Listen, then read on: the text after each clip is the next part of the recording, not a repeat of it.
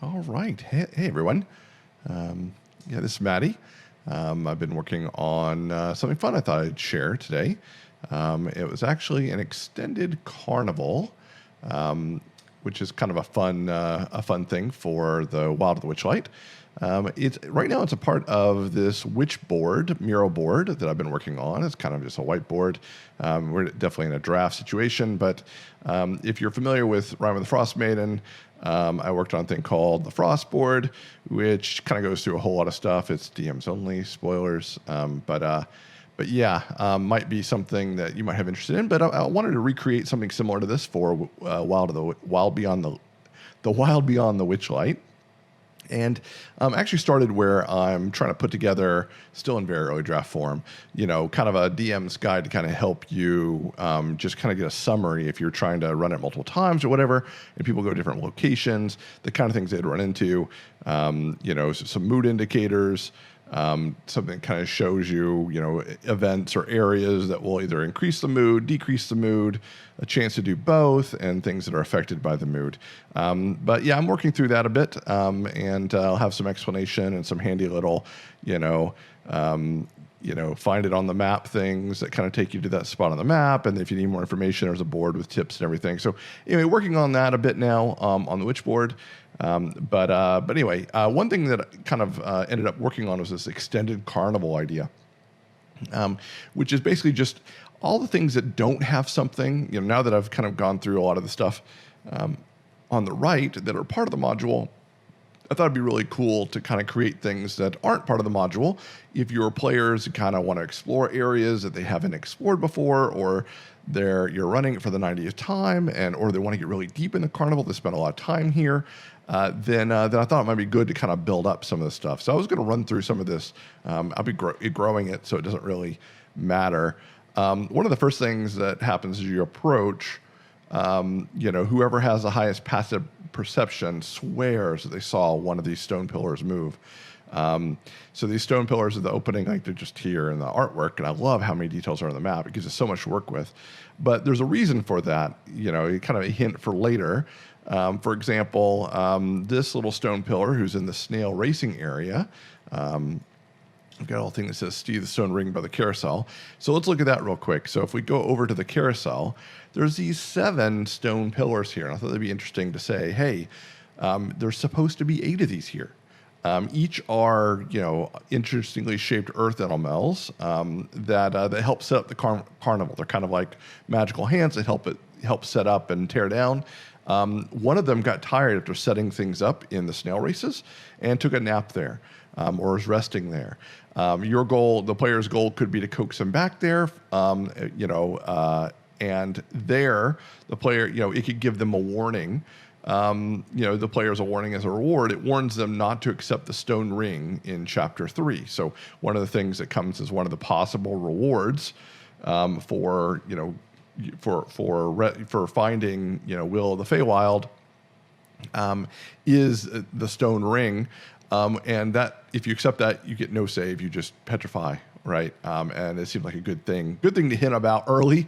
Have at least an option where they can get away from that. One other fun thing as you enter, it won't happen as you enter, but I just have a note on all the bridges here that they have it may be hard to read there, but all bridges here have a command word on the side, written on the side of them, that lets them collapse and extend. If you're foolish enough to read the command word while you're standing on it, you'll fall into the water. But the idea is that they set those up automatically, when they're here, and it might be something fun. Collapsing is instant, but extending them takes 1 minute. Kettle Steam, our fun little warlock friend who's annoying people in the carnival, might actually be seen doing this on some of the other bridges, like, for example, this one here in the center, more in the northeast part of the park. As people walk over it, fall in the water, that could be a cool way that he causes trouble there. Further, maybe here's a fun thing where it says that, you are here map is, right next to the Lost and Found. There's a stand here. I have a feeling that you could probably make this where you meet the Displacer Beast and stuff like that. But if you're not using it for that, then you can make this be, a you are here map, and that people can attune to it. It takes 10 minutes to attune to it. But if you and your party do it, then you kind of get to know where any of your party members are any time in the carnival. And that could be a useful thing to have them do. Across the way there's a programmed illusion. It's got a nice little building here with Witch and Light, Mr. Witch and Mr. Light on top of it. It could be a programmed illusion describing the history of the carnival. Just something to bump into and enjoy. One of the things I have over here is this wagon. There's a barrel over here, so I was like, well, okay, maybe this wagon's filled with barrels. And you can ride them in the river instead of the swans, but these don't take a ticket, and the swans won't talk to you, obviously, because you're in a barrel. But you can ride these little barrels all the way down. And the purveyor of the barrels, the person who offers the barrel ride, might actually kind of vet you to see if you're a certain type of adventurer or character who would be interested in halfling leaf sellers that are in the south of the park. So if you're drifting down the water, and they'll give you a red barrel if they think you are, unbeknownst to you. But if your red barrel drifts in the water past these two little shops, these making two halfling brothers work here, and if they think you're the right kind, who's not going to snitch on them, they might invite you into a circle behind where it's kind of we'll say it's a lowered circle or whatever, and some good grass here, where you might smoke some halfling leaf with them, some pipe leaf, and it has interesting effects. Doing so improves your mood by +1, the mood of the carnival by +1 by accepting it. But it gives you disadvantage on reflex and wisdom saves for 2 hours, but during that time you have advantage on charisma checks working with fey creatures, which seems like a useful thing, and it seems like you might be more inclined to see things a little funnily in that mode. But the brothers here look for any red barrels, and they, when they come along, they might, encourage you to hop out of your barrel and join them. The same with, maybe some of the swans are in on it, and they know that the certain type of people who might be, down for some relaxation might want to do that. Silly thing. Obviously, don't include it in your game if it's not if it's for children.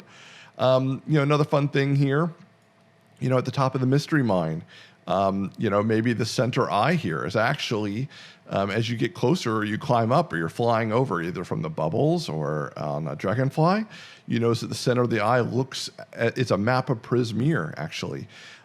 Which you can only see if you're flying or climbing here. And it could just be a live overview map. This could be kind of the view the sun has of the sky in Prismere in some weird way. Another fun thing is right next to the Mystery Mine, because the Mystery Mine is actually one of the ones that, honestly, it's a ride that technically could kill you. The ride, if you go through it and you fail enough saves, you could get nighttime exhaustion, 1d8 nights for up to 1d3 levels of exhaustion, which is really, in theory, enough to kill you if you're not careful. But that one's so dangerous that they put the complaint booth right next to that. So if you have a complaint about a ride, it was too dangerous or whatever, this is where people come to get a hole punch refunded if they had a terrible experience on a ride. That most commonly happens on this mystery mine, so they put the booth right next to it for when you exit. You hop out and you're right next to the complaint booth. The fun thing here, I was thinking, is like the gnome who works here probably only hears complaining people, and instead, if you don't complain at all to them, if all you do is come up there and tell them how much you enjoy things here, I think it makes sense to have the carnival increase by 1, or maybe, if it's negative enough, if the mood is negative enough, it hops all the way back to the middle, maybe jumps 3 or 4 points if needed. I think that would make a lot of sense. If you're not complaining at the complaint booth, then you'll probably make this guy's day, and maybe even get maybe a good way to get a monarch is by doing something like that. There's a lot more here. I'll just go through it. Why not? I thought, Zefixo, who runs this mine here, may keep his spellbook in this wagon here, but he has a gargoyle friend in there who guards it, and a gargoyle probably is a little too hard for the party to take at the lowest levels, but could be an interesting encounter, to say the least. I imagine if they figured out that guy was a wizard, they might, certain parties might look to see what magic stuff are in his place, so might as well put something there. These tents back here have silence spells inside of them, kind of permanent silence spells, so that the Witchlight hands and the carnies, they can go in there and get a true peace and quiet and rest during the carnivals when it's their break time. I thought this building might be an interesting one, where you can go and get a hole punched, and if you do, you get illusory animal horns or fur over your body or feathers, or other animal features added to yourself for the duration of the carnival for a ticket punch. That seems like that could be a fun thing. In the snail racing, as we said, there's the stone elemental here, earth elemental that lives here, maybe Zorn, I don't know. But anyway, but then again, there could be, maybe they meet another weird NPC in the stands. Maybe they find a hidden compartment in the bleachers where some man has been hiding for years, packed up with all the event. Every time they pack it up and move on, that hidden compartment never gets opened, and he's just been hiding in there all the time. And it's not even really Witchlight hand. Might be kind of fun. I thought this snail on the sign looked so realistic that I was like, well, maybe it's not a sign. Maybe when a snail gets last in the race, it has to climb up here and rest and sit out the next race.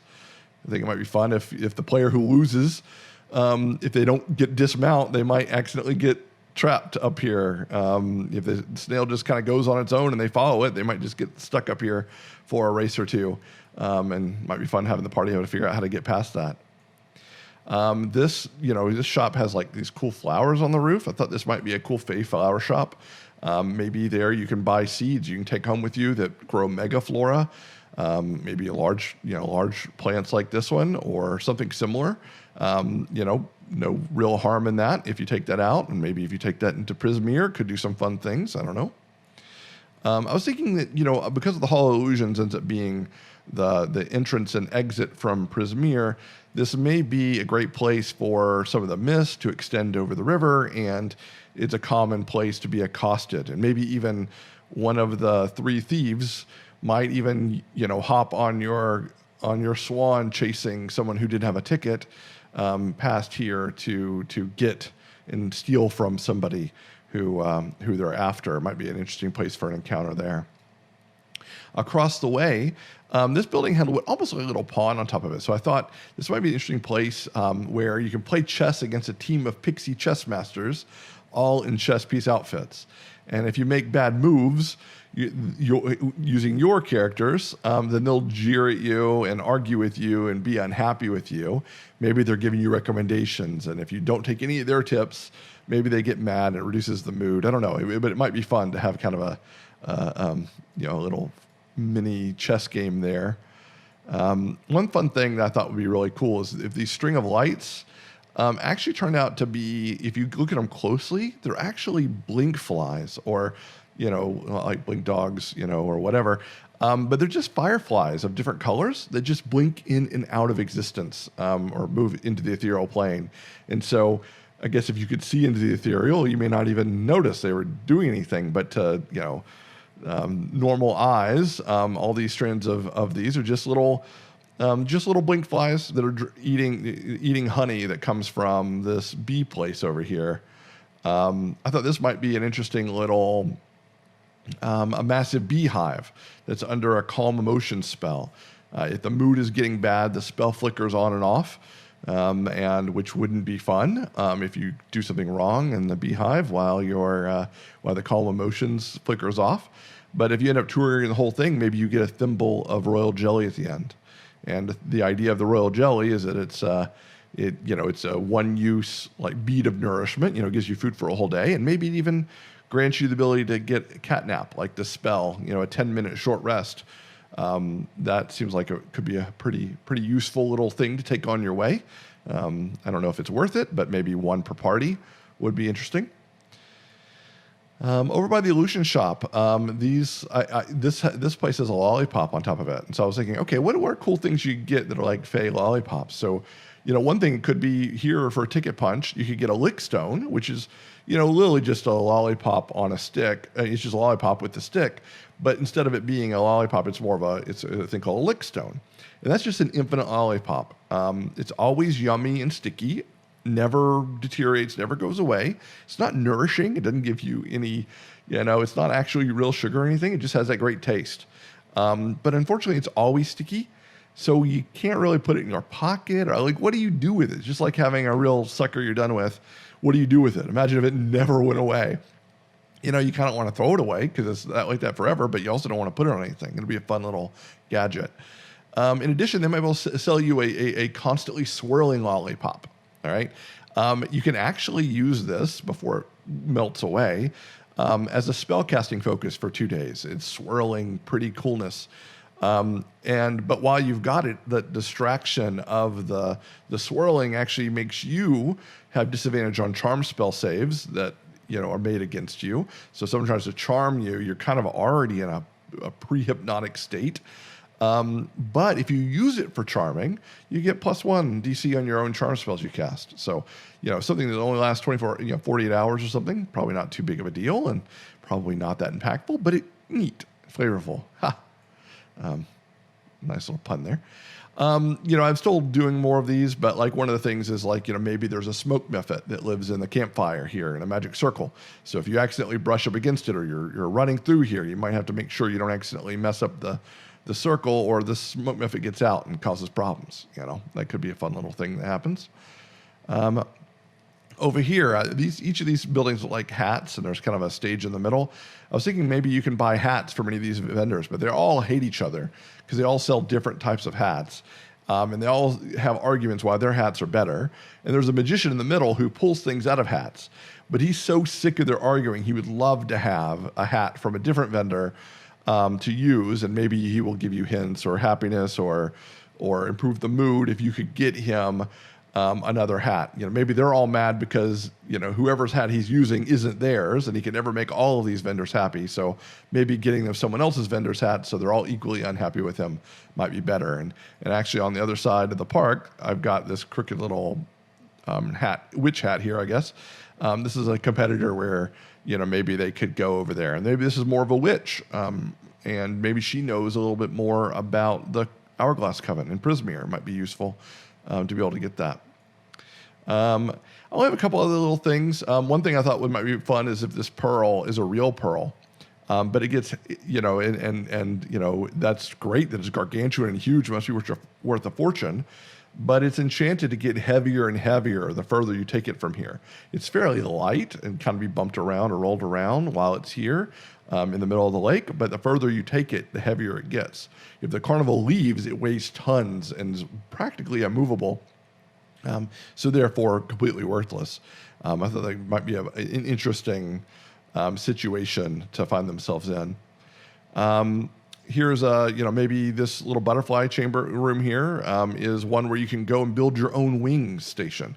So maybe you can swing by there and craft the color wings, the wings that you have that you're given as a part of the event. Maybe you can take those and wear them and get special colorful ones, or make them ones that are more animated or something.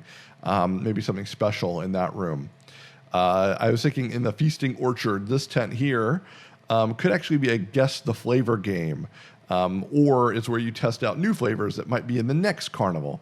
But maybe you go in here and there's a bunch of like really terribly weird flavors, and your job is to guess them and also keep your stomach about you and not accidentally throw up. That would be a good thing to do. I think the only other thing I have on here, I think I've gone over most of the ones. I think there's a zillion other things. I encourage you to do it yourself. Find some interesting things here at it. One other thing that might seed something about the adventure is that over here, under the Dragonfly rides, it might be cool to notice a bullywug out here in Finery who's sad and wants to go back to the Soggy Court, but they were hired last minute for this carnival to tend to the lily pads for whatever reason. But it might be good to kind of have a callback to that. So anyway, I'm going to keep working, keep adding more. I'd love to hear what if the community has other ideas to add in here. But just thought it'd be fun to share that. So hope it helps you and have fun in the carnival.